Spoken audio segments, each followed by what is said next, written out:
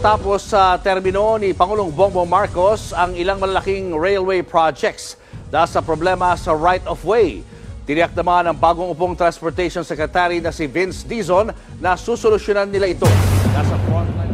Sir, are you planning to bring some transport officials, former transport officials, to the DOT? Yes. Because, gaya ng sinabi nyo kanina, 3 years na lang. No? So there's no room there's no time to waste. And there's no Dahil sa right-of-way issue, hindi na matatapos ang proyekto.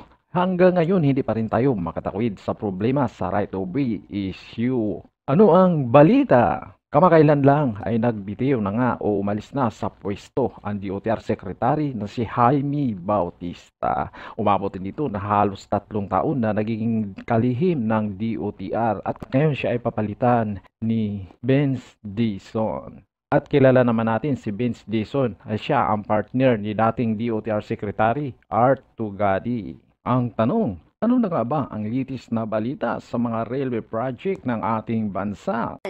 Sa termino ni Pangulong Bongbong Marcos ang ilang malalaking railway projects dahil sa problema sa right-of-way. Tiniyak naman ng bagong upong Transportation Secretary na si Vince Dizon na susolusyonan nila ito. Nasa frontline ng balitang yan si Gerard de la Peña. Halos patapos na ang mga istasyon at tulay ng ipinapagawang North-South Commuter Railway o NSCR sa bandang Bulacan. Pero sa bahagi ng Pampanga hanggang Clark, malabo raw itong matapos sa ilalim ng kasalukuyang administrasyon. Itinigil muna ng Department of Transportation ang pagbili ng mga ari-arian na tatamaan ng proyekto o ang right-of-way acquisitions. Noong September 2024, naglabas ang legal opinion ang Department of Justice. Sinasabi nila sa DOTR na dapat mangibabaw ang batas kung saan babayaran ng may-ari ng tatamaang property ng 50% ng halaga ng lupa at 70% ng halaga ng mga istruktura na nakatayo rito. Kapag napirmahan na ang deed of sale, babayaran lang daw ang balanse kapag naibaba na ang bagong titulo. Taliwas yan sa loan agreement ng pamahalaan sa Japan International Cooperation Agency at Asian Development Bank na nagbibigay ng pondo sa NSCR. Kaya itong right-of-way issue ang mabigat na kaharapin ng bagong upo na kalihim na si Vince Dizon. At ayon sa bagong sekretary na dapat ay hindi na magsasayang ng panahon o magpatumpik-tumpik pa. Kaya nagpalabas siya ng order courtesy resignation sa mga secretaries and undersecretary. Planning to bring some transport officials, former transport officials, to the DOT? Yes. Because, gaya ng sinabi nyo kanina, 3 years na lang. No? So there's no room there's no time to waste. And there's no room to learn and learn the ropes. Wala nang tayong oras doon. So we really need to bring in people who have the experience and who are professional. Remember, these people, even if they worked in previous administrations, these are professional people. These are people who joined government, who, by the way, were already in the private sector and obviously enjoying the fruits of the private sector and the less levels of stress in the private sector. But they are professionals, and they know what to do. Yan ang pinaka-importante kasi we need to, and sabi ni Presidente, you need to hit the ground running on day one. Because there's no time. We've got to do this quickly. The people cannot wait. So, yeah.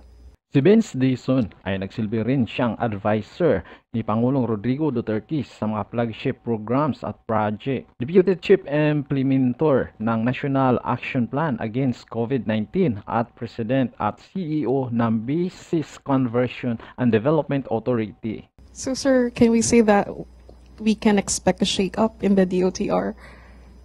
Yes, there will be several new USECs coming in. I'm sorry, I'm not at liberty to disclose that because obviously it will be the Office of the President that will eventually announce their appointments. But yes, there will be new USECs coming in. There are USECs that will stay. Don't get me wrong. No? There are USECs that are going to stay, but there are other officials who are going to stay. But there are new people who will be coming in for key positions in the DOTR. I just apologize. I'm not at liberty to disclose that at this point. It will have to come from the Office of the President once they are appointed. Manila, Philippines, transport officials from the Duterte administration landed some of the highest posts in the Department of Transportation as Secretary Vince Dizon yesterday welcomed new officials into the DOTR. Giovanni Lopez was appointed Undersecretary for Administration, Finance and Procurement, taking with him his experience as the right-hand man of former Transport Chief Arthur Tugad. Lopez was a former Undersecretary for Finance of the DOTR during the Duterte years. Lopez also used to handle Tugad's public affairs as his chief of staff and worked as head of the DOTR unit for project implementation. Likewise, Mark Stephen Pastor is returning as Undersecretary for Road Transport and Infrastructure. Pastor, the poster boy for the EDSA busway, resigned from the post in 2023 to focus on his health. Jim Sidiangco, who used to head the Civil Aviation Authority of the Philippines, CAAP, during Duterte's time, is back in government service as Undersecretary for Aviation. Prior to his return to the DOTR, Sidiangco was hired by low-cost carrier Cebu Pacific as aviation safety consultant for his background in aircraft accident prevention as a member of International Society of Air Safety Investigators. Ramon Reyes, former Vice President of Government Contractor Stratcom Corp., is designated as Undersecretary for Road Transport and Non-Infrastructure, and is adding to his team Teodorico Jose Delfin as Undersecretary for Planning and Project Development. Hailing from the power industry, Delfin used to be with First General Corp. As Senior Vice President, Dizon also welcomed Dioscoro Reyes as Assistant Secretary for Road Transport and Non-Infrastructure and Raul Del Rosario as Acting Director General for CAAP. Villamor Ventura Plan, former head of the now-defunct One-Stop Shop Interagency Tax Credit and Duty Drawback Center, is helping the DOTR as Assistant Secretary for Maritime. The Star last week reported the reorganization among the ranking officials of the DOTR to give Dizon a free hand in choosing the people you would work with. Like his new DOTR colleagues, Dizon hails from the Duterte administration, having served as the President and Chief Executive Officer of the Basis Conversion and Development Authority. Sa ngayon ay tuloy-tuloy pa naman ang construction nitong North-South Commuter Railway. Pero ayon sa mga source, pwede rin daw itong maipatigil sa loob ng 3 hanggang 6 na buwan kapag hindi nabili ng pamahalaan yung mga ari-arian na tatamaan ng proyekto, partikular na dito sa Pampanga at gayon din sa Metro Manila at sa Laguna. Dahil sa problema sa right-of-way, sinabi ng mga source ng News 5 na parting Valenzuela hanggang Malolos lang ang posibleng mabuksan sa 2028 para sa NSER. Malabo pa raw mabuksan ang bahaging papuntang Clark, pati ang ilang bahagi ng Metro Manila subway. There was one instance that the OTR took over a property without full payment, and ADB called our attention in writing. No? So we want to see to it that we comply with the provisions of the loan agreement. No? Ayon kay outgoing Transportation Secretary Jaime Bautista, may posibleng remedyo dito. I already talked to the DOJ Undersecretary a few weeks ago, and they said we can get exemptions on this. No? Ayon naman sa bagong Transportation Secretary na si Vince Dizon, agad nilang susolusyonan ang isyong ito.